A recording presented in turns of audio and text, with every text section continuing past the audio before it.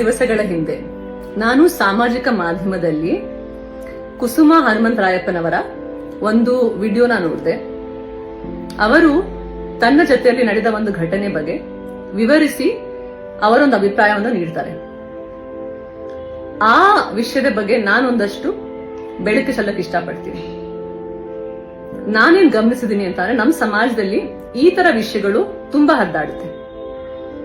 ಯಾರೋ ಒಬ್ಬ ವ್ಯಕ್ತಿ ಸಾಮಾಜಿಮುಖಿಯಾಗಿ ನಮ್ಮ ಸಮಾಜಕ್ಕೆ, ನಮ್ಮ ಜನತೆಗೆ ಏನೋ ಒಂದು ಒಳ್ಳೆ ಕೆಲಸ ಮಾಡಬೇಕು, ರೆಸ್ಪಾನ್ಸಿಬಿಲಿಟಿ ತಗೊಂಡು ಮುಂದೆ ಬರಬೇಕು, ನಮ್ದು ಒಂದು ಕಾಂಟ್ರಿಬ್ಯೂಷನ್ ಇರಬೇಕು ಅಂತ ಮುಂದೆ ಬಂದಾಗ ಅವರಿಗೆ ಸಹಾಯ ಮಾಡಕ್ಕೆ ಯಾರು ನಿಂತಿರಲ್ಲ. ಆದರೆ ಅವರ ಬೇರೆ ಬೇರೆ ವಿಚಾರಗಳನ್ನು ತೆಗೆದು ಸೃಷ್ಟಿಸಿ ಜನರಲ್ಲಿ ಒಂದು ಗೊಂದಲವನ್ನು ಸೃಷ್ಟಿಸಿ ಅವ್ರನ್ನ ಕೆಳಗಿಳಿಯೋಕೆ ಪ್ರಯತ್ನ ಮಾಡ್ತಾರೆ. ನನ್ನ ಪ್ರಶ್ನೆ ಒಂದೇ, ಇದೆಲ್ಲ ಯಾವಾಗ ನಿಲ್ಲುತ್ತೆ? ಈ ತರ ರಾಜಕಾರಣ ಮತ್ತೆ ಮೇನ್ ಸ್ಟ್ರೀಮ್ ಅಲ್ಲಿ ಈ ತರ ವಿಷಯಗಳನ್ನ ನೋಡಿ ನನ್ನ ಪೀಳಿಗೆಗೆ ಮತ್ತೆ ನನ್ಗಿಂತ ಯಂಗರ್ ಜನರೇಷನ್ ಏನಿದೆಯಲ್ಲ ಅವ್ರಿಗೆಲ್ಲ ಬೇಸರ ಆಗ್ಬಿಟ್ಟಿದೆ.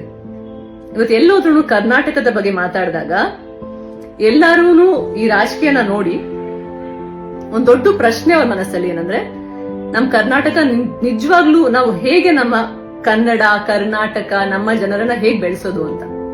ಯಾಕೆಂದ್ರೆ ಮುಖ್ಯವಾದ ವಿಷಯಗಳ ಬಗ್ಗೆ ನಾವು ಮಾತಾಡೋದೇ ಇಲ್ಲ.